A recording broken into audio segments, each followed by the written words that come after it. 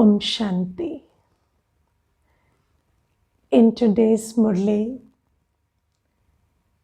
Baba gives us a very simple method to rise to our divinity. And I was amazed how Baba, being who he is, the greatest, the ocean, the master, he gives us such easy solutions to problems that seemed like they have no solution. And in the Murli today, Baba says, there are two things responsible for your downfall. One is devotion, another is Ravan. And sometimes when we hear this, we wonder, why does Baba say that devotion is the reason for my downfall? So let's understand this today. Baba says, you children know that everyone has a life of bondage at this time because of the path of devotion and the kingdom of Ravana. And then Baba says, the Father comes and liberates you from bondage and gives you the inheritance.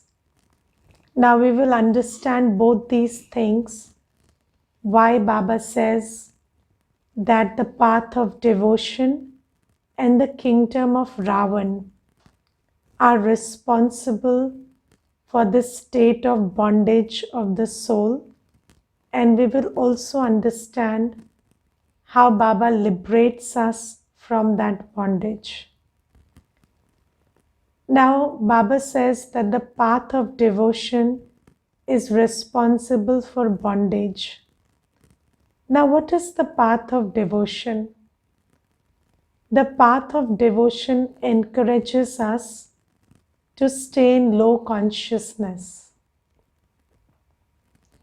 And if you see, the whole path of devotion is about thinking and believing that you are only human, you are ordinary and vicious, and that's how you're supposed to be. And then God is mighty and pure, or the deities you worship are worthy of worship, and you are ordinary and vicious. And in the whole path of devotion, there is never this aim to rise to your divinity. There is always this aim to worship the divine. So the path of devotion encourages you to be a worshipper forever.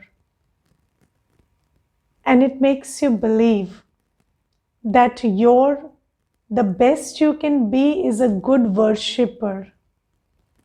You cannot be worthy of worship.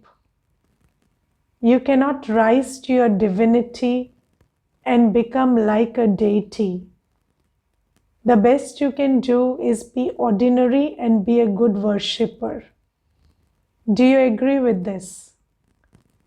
Yes, this is how devotion not only builds this whole consciousness of being a worshipper and of being low consciousness,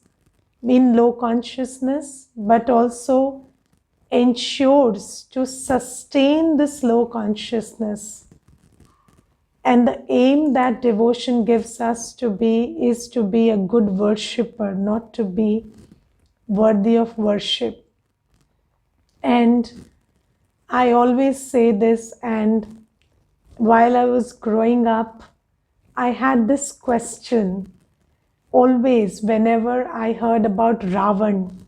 So, in Bhakti, they show that Ravan was a very good devotee. And he was such a good devotee that he was given many powers and bestowed with many blessings.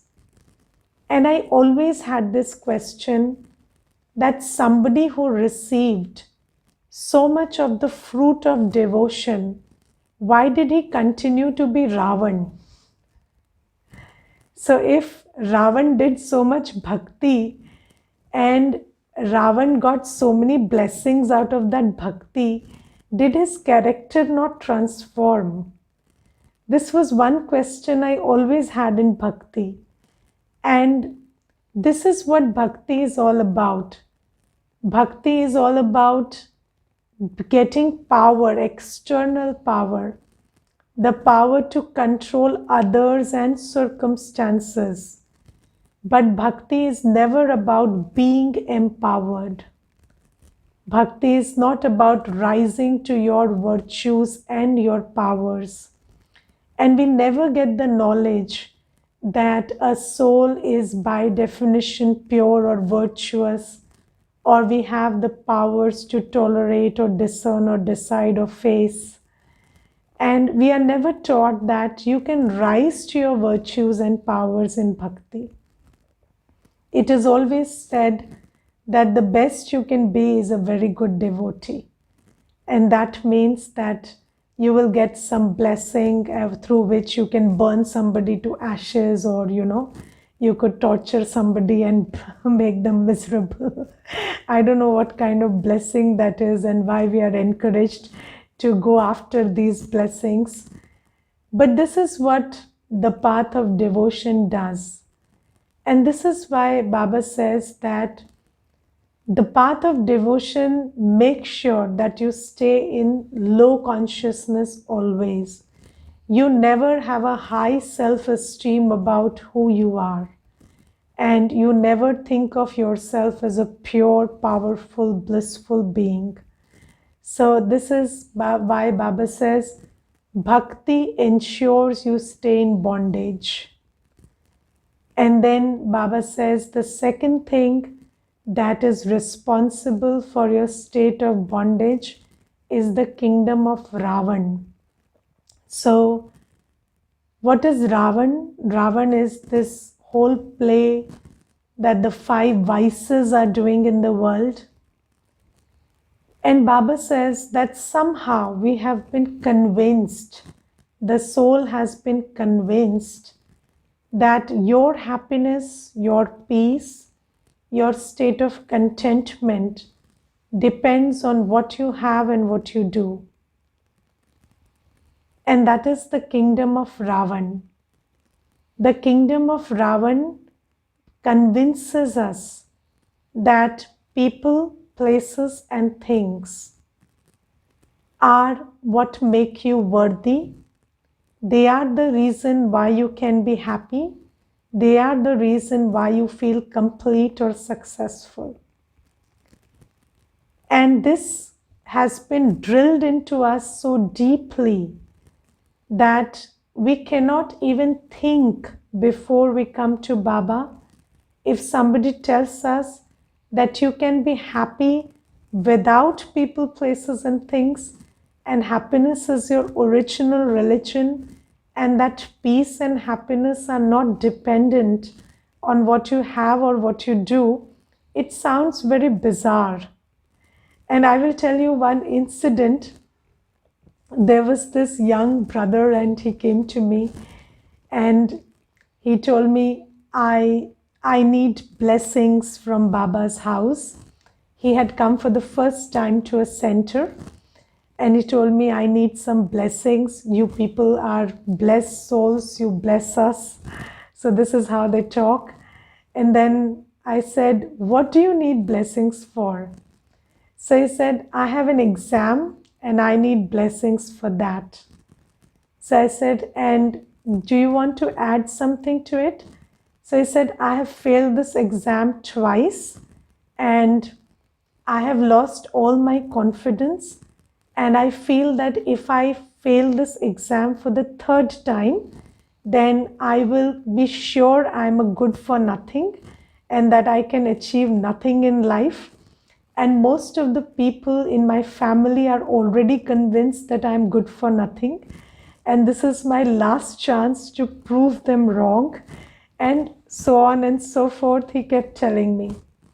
And then I said, okay, let's visualize a scenario where you cleared the exam and you got really good marks. Then what? Then he said, then I will get a job and then I will earn money. So I said, okay, so let's visualize that also. You got a job and then you're earning money. Then what? Then he said, then probably I'll get married very well and then have a family. So by this time he was also laughing, and then I said, okay, then what? Then he said, then I'll be happy. So I said, why do you postpone your happiness for so much later? Why can't you just be happy today and then do all of this other thing? Nobody's stopping you. If you go to your examination hall smiling, will they disallow you? Will they allow you only when you're tensed and you're afraid and you are stressed out? And will they just stop you in the way if you go smiling?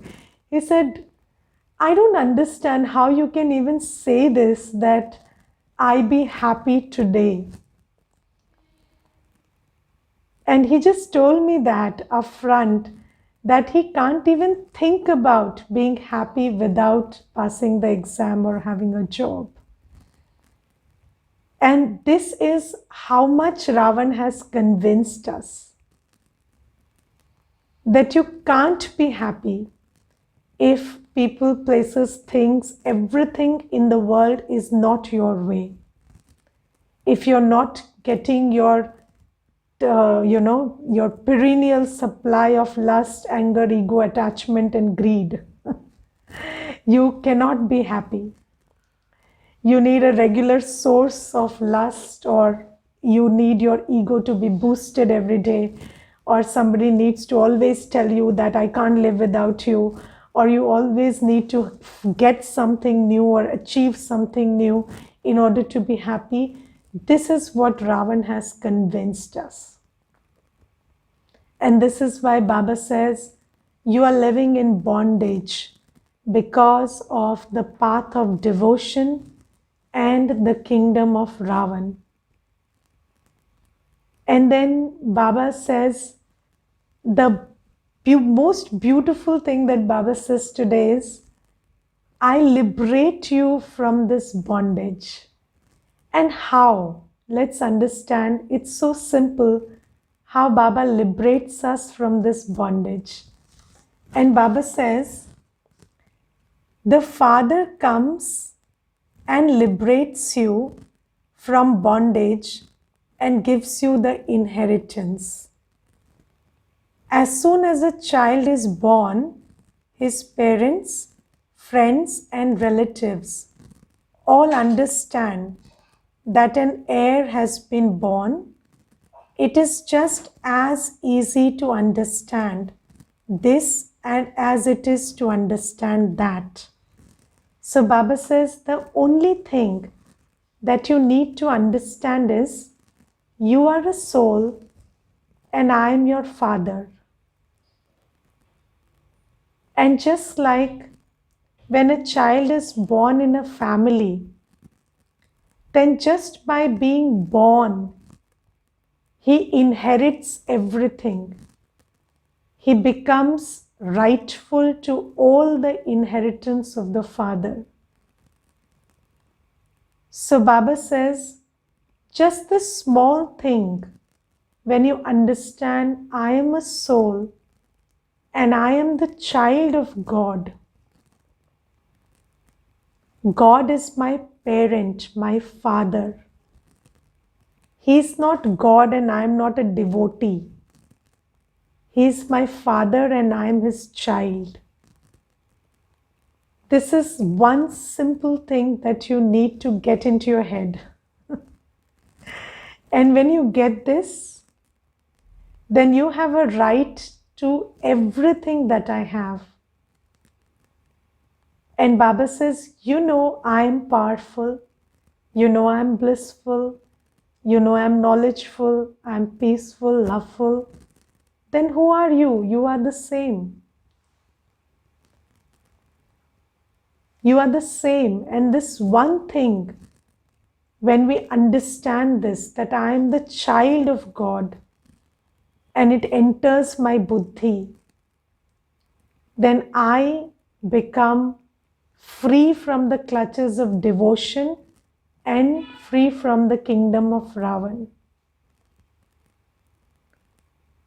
You understand that just like Baba can exist as the ocean of knowledge, purity, peace, love, happiness, bliss, and power, and he doesn't need to depend on what he has and what he does to know who he is. I also don't need to depend on anything and anyone to tell me how valuable I am. I am worthy, I am precious because I am Baba's child.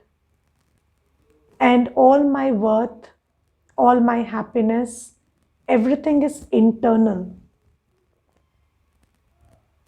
I am a happy soul, I am a peaceful soul. I am the child of the ocean of knowledge. I am the child of the Almighty. And Baba says, just like it is so easy to understand that when a child is born, he has a right to inheritance. As soon as you come to Baba, you realize that you are Baba's child and that you have a right to every inheritance that Baba has. And Baba says, with this one simple thing, I liberate you from this bondage of low consciousness and devotion, and from this bondage of the kingdom of Ravana, where you always feel that you are needy, that you have to depend on others for fulfillment. So have you realized this one simple thing? Yes, and the answer is so simple that sometimes, you are amazed at the simplicity of the answer. And I will tell you something. Yesterday, there was this one sister, and she had been writing to me for so long that I want to talk to you, and I have a question and I want to ask. And I said, okay, you come sometime yesterday, and she came. And then when she came, she had in her mind that her question is very big and it will need a lot of time. And then she wanted me to sit with her, and she said that I need proper time from you. And I said, okay, I have as much as time as you need. And I sat with her. And then I asked her, what is the question? She said, I work somewhere, and my work entails that I speak well. And I sometimes don't have the confidence that I can speak well. And I sometimes feel that maybe I will mess up with what I intend to speak and how I end up speaking it. And then she said, how do I correct this problem? And I said, this is very simple. You are the child of that one who speaks to change the world. You are the child of that God who does Bhagavanu Vach to change the world. And you are learning from the best. Who can stop you from speaking well? Yes, you are the child of that one.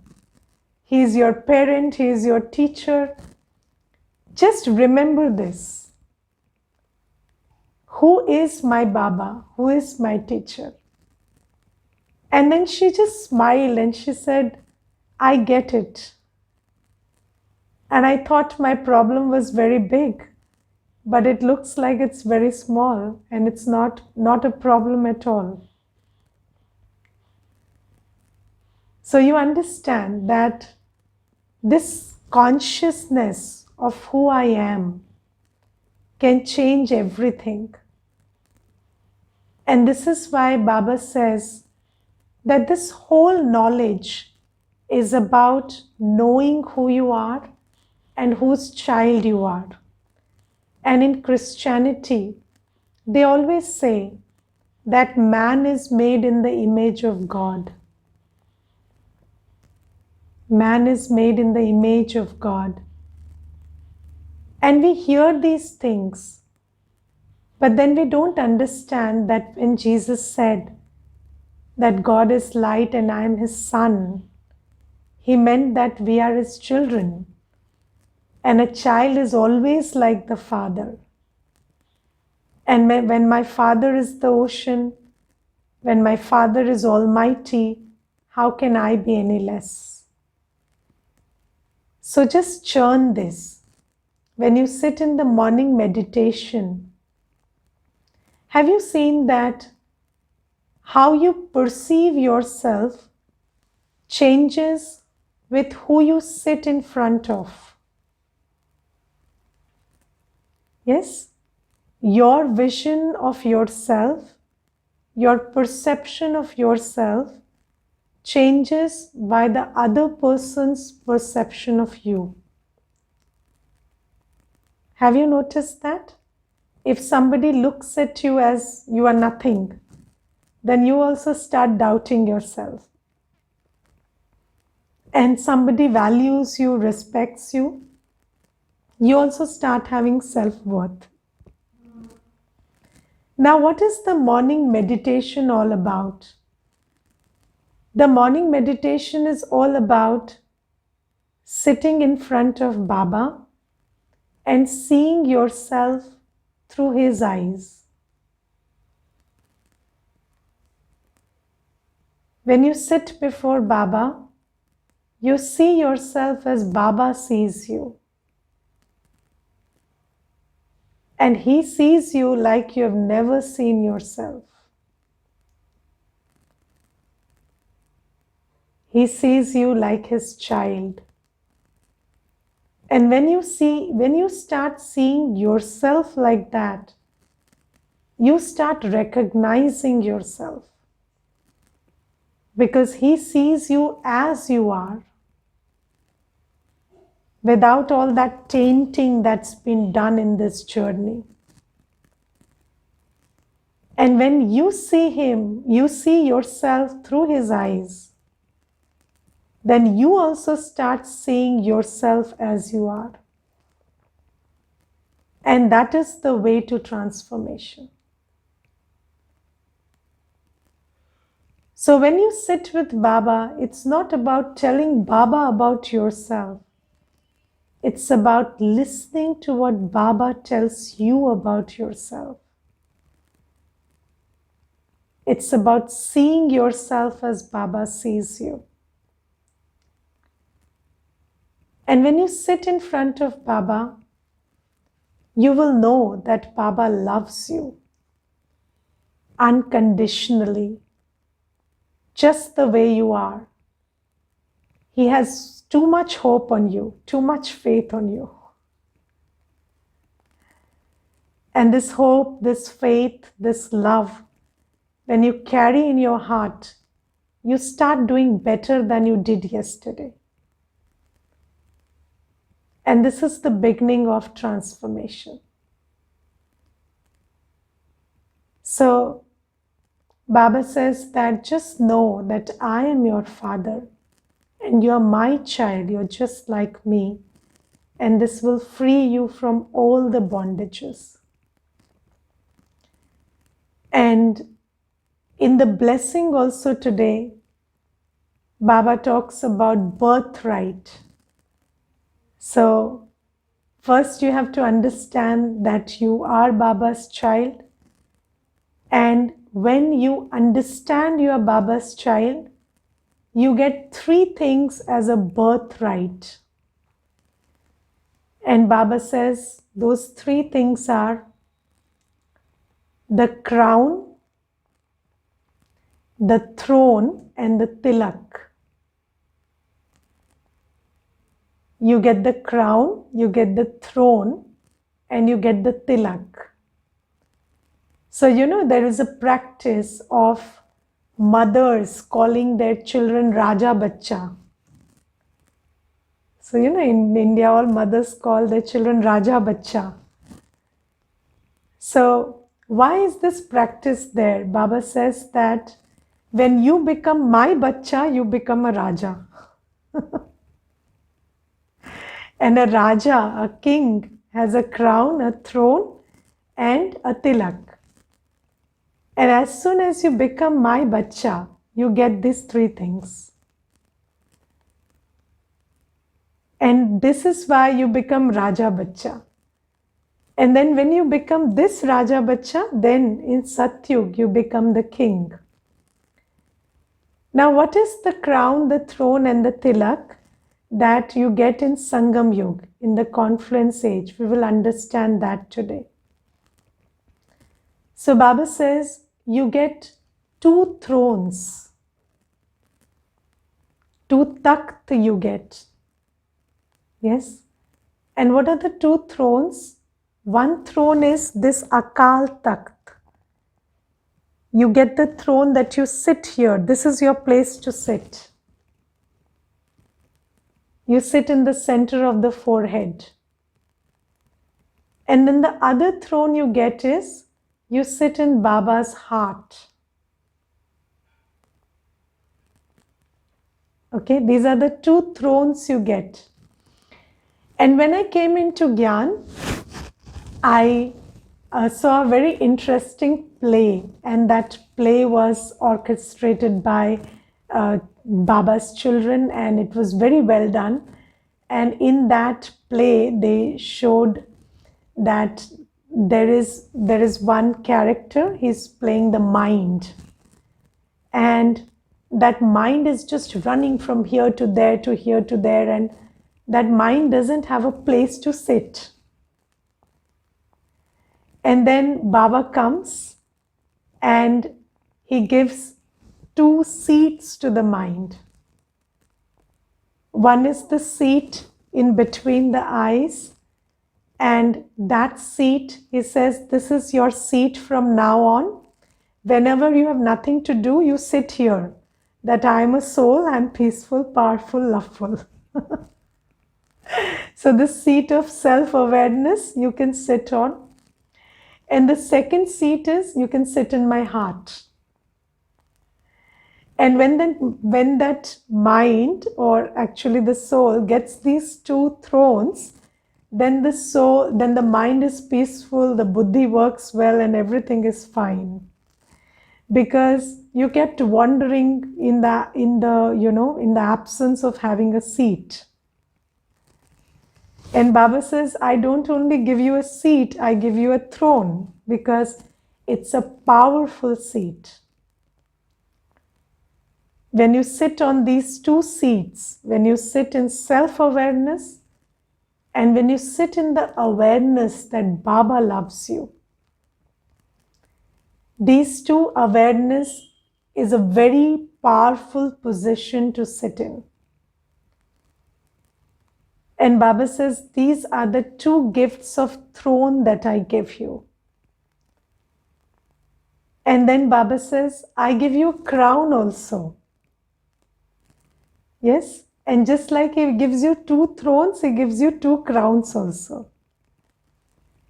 So one is the crown of purity. So when you're self-aware, you know you are a pure soul. And then when you meet somebody, when you meet a king, you recognize the king by the crown. So when you meet people now, they recognize you through your crown of purity. That becomes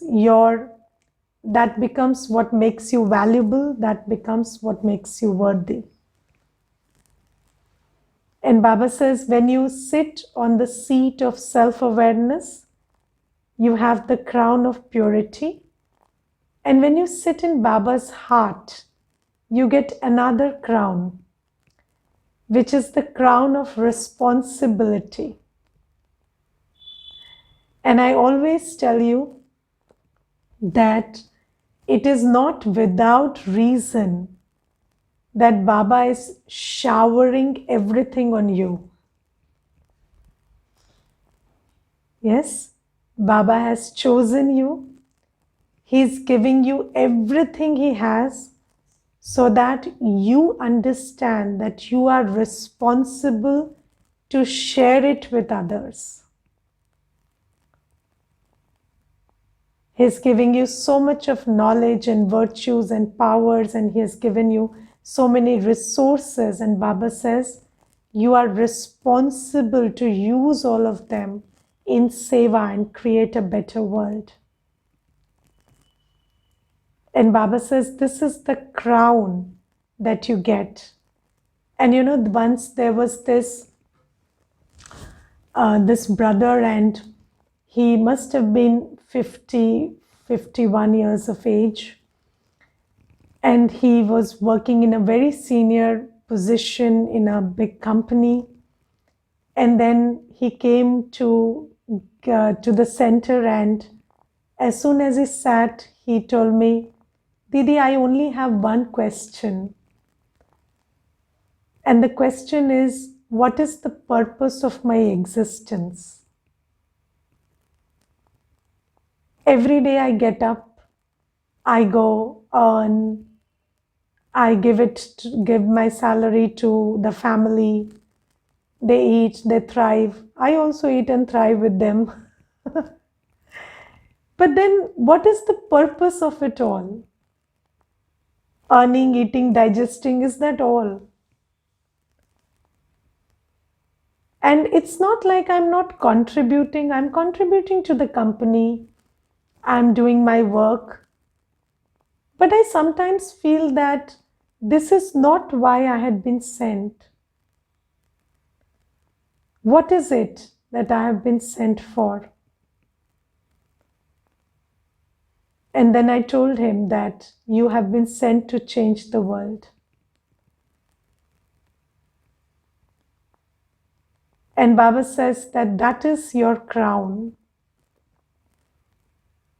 And when you understand you have this big purpose, then you really feel like a king. You feel like you're responsible and in charge. And you know, sometimes people ask us, how can you stay enthusiastic all the time? Or why don't you people get tired? So I always say, you cannot get tired with so much responsibility on you. You are not allowed to be tired. And Baba makes us so responsible that we understand we have to have health, we have to have wealth, and we have to have happiness all the time, constantly, so that we can use it in world seva. So all these three things we are always taking care of.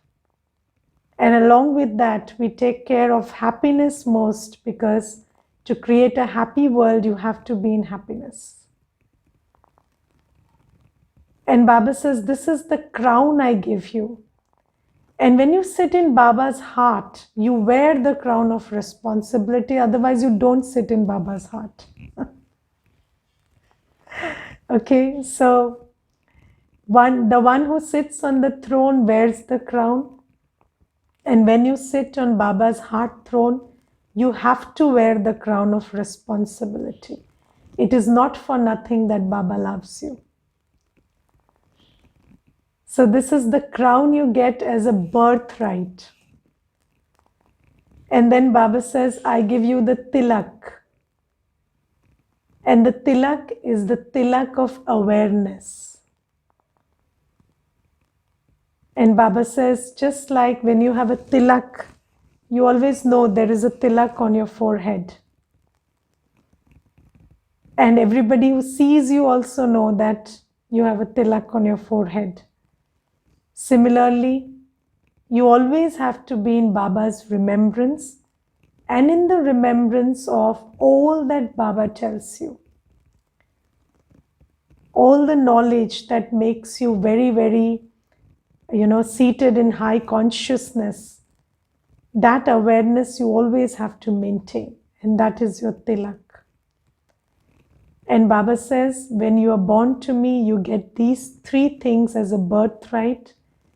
And somebody who has all these three things is a king. And you live like a king even in Sangam Yug. When you take care of this Taj, Takht and Tilak. And then today Baba also talks about the secret of a successful Brahmin life. You understand you're Brahmins now? Yes, children of Shiv Baba born through Brahma Baba. And when we are Brahmins, if we want to have a successful Brahmin life, we take care of two things. Eknami and economy. Eknami means I belong to that one. And you should always know that only that one is you who you belong to. You are loveful to everybody, but you never come under the illusion that somebody belongs to you or you belong to somebody. Are you under the illusion that you belong to some human? I can see you people are smiling. So don't be under that illusion. If you want to have a successful Brahmin life, and what is a successful Brahmin life? A Brahmin life that ends in a deity life is a successful Brahmin life. When you're a good Brahmin, you end up being the king of kings. And you do that only when you stay in Eknami in this whole Brahmin life. You have got it very straight and clear in your head that you belong to only Baba. You respect everybody, you are nice to everybody. That's who you are as Baba's child, but you don't belong to anybody. And nobody belongs to you. Baba belongs to you and you belong to Baba. Rest everybody you are related to in trust. So you are a trustee. You take care of everybody, but there is no ownership.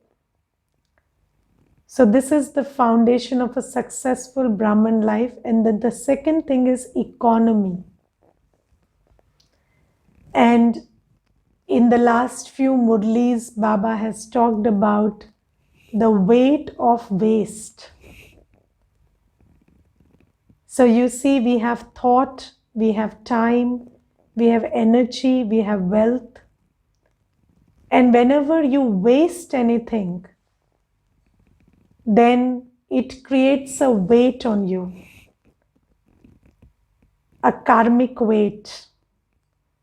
And I will give you a very simple example to prove this. Suppose you spend 100 rupees in buying something useful. It gives you happiness. But let's say you just misplace 20 rupees out of carelessness. You can't get it off your mind. You will keep asking yourself, where is that? Where did I keep it? I don't know where I kept it. I'm not finding it. You can't become free from that because that has not been spent. So there is a difference between spending fruitfully and wasting. And when you spend fruitfully, you are creating out of it. And you feel happy about it.